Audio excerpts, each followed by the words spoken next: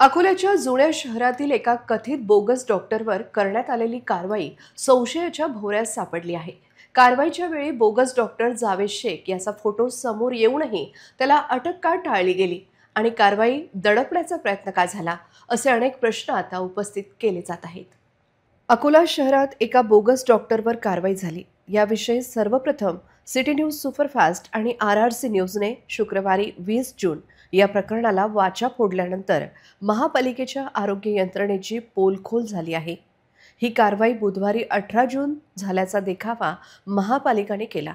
कारवाईनंतर लगेचच ती दडपण्याचा प्रयत्न झाला.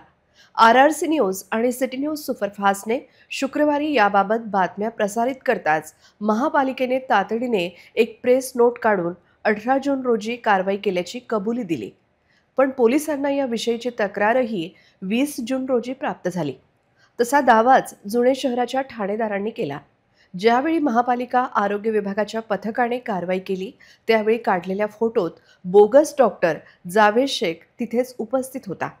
कारवाईच्या वेळी पोलीस सोबत होते असा दावा महापालिकेच्या प्रेस नोटमध्ये केला असताना त्या बोगस डॉक्टरला अटक का झाली नाही असा प्रश्न उपस्थित होत आहे.